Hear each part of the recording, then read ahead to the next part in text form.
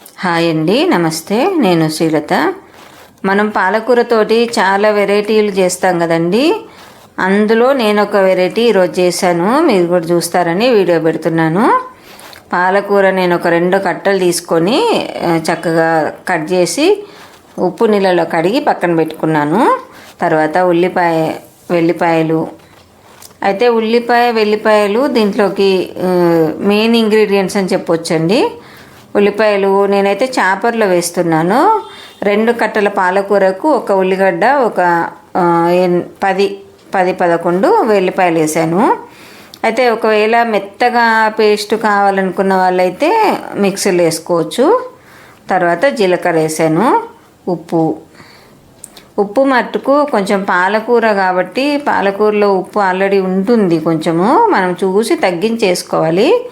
తర్వాత కారం మట్టుకు దీనికి 2 స్పూన్లు అండి. నేను 1 స్పూను రాలేదు, మిస్ అయింది, మీకు 2 స్పూన్లు వేసాను. తర్వాత మనం ఈ ఆనియన్స్ అంటే కొంచెం ఇట్లా కచ్చా ముక్కలాగానే పట్టుకోవాలండి, కొంచెం అలా ఆ సైజులో పట్టుకుంటే సరిపోతుంది. తర్వాత దాన్ని ఒక బౌల్లోకి తీసి పక్కన పెట్టుకొని ఇంకా తర్వాత పోపు చేసుకుందాము. చూసారా, ఆ విధంగా అయితే సరిపోతుంది. తర్వాత ప్యాన్లో ఆయిల్ వేసేసి ఆవాలు, జీలకర్ర, అలాగే ఎండుమిర్చి కూడా వేసాను. పసుపు కూడా వేసుకోవాలి. ఈ వంటకము చాలా పాలకూర ఒక్కటి కట్ చేయడమే లేట్ అన్నట్టు, కానీ మనకు ఒక 5 నిమిషాల్లో అయిపోయే వంటకం అని చెప్పొచ్చండి. చాలా పిల్లలైనా ఈజీగా చేసుకునే రకంగా ఈజీ ప్రాసెస్తో చేసే వంటకం అండి. తర్వాత మనం ఇప్పుడు ఇందాక చేసి పెట్టుకున్న ఉల్లిపాయ ముద్ద ఉంది కదా, అది అందులో వేసి దీంట్లో వెల్లిపాయలు 2 కూడా ఆయిల్లో మంచిగా ఫ్రై అయ్యే వరకు వేయించాలండి. మంచిగా కలిపేసి మూత పెట్టి ఒక 2-3 నిమిషాలు మగ్గిస్తే అవి మొత్తము ఫ్రై అయిపోయి ఆయిల్ అంతా పైకి పేరుకుంటుంది. అప్పుడే మనము పాలకూర యాడ్ చేయాలి. ఇది రైస్లోకైనా చపాతీలోకైనా బాగుంటుందండి కర్రీ. తర్వాత కరివేపాకు, నేను కొత్తిమీర పాలకూరలోనే కలిపేసానండి, అది మీకు ముందు చూపిస్తాను.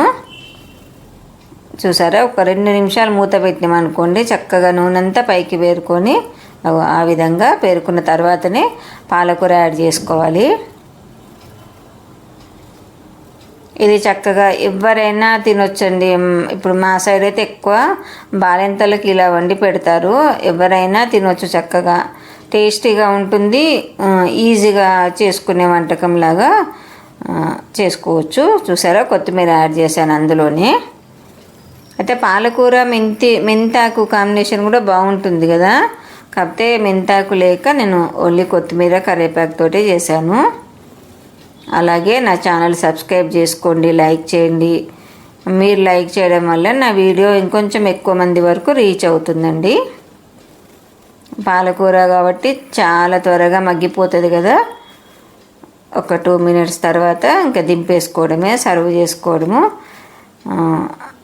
నేను రైస్లోకి టేస్ట్ చేసి చూశాను, చాలా ఎమ్మీగా అనిపించింది నాకైతే. మీరు కూడా ట్రై చేసి చూడండి, ఎలా ఉందో కామెంట్ పెట్టండి. మరొక మంచి రెసిపీతో, మంచి కంటెంట్తో మళ్ళీ మీ ముందుకు వస్తాను. నేనైతే కొంచెం నెయ్యి కూడా యాడ్ చేసుకున్నాను. Okay friends, bye bye.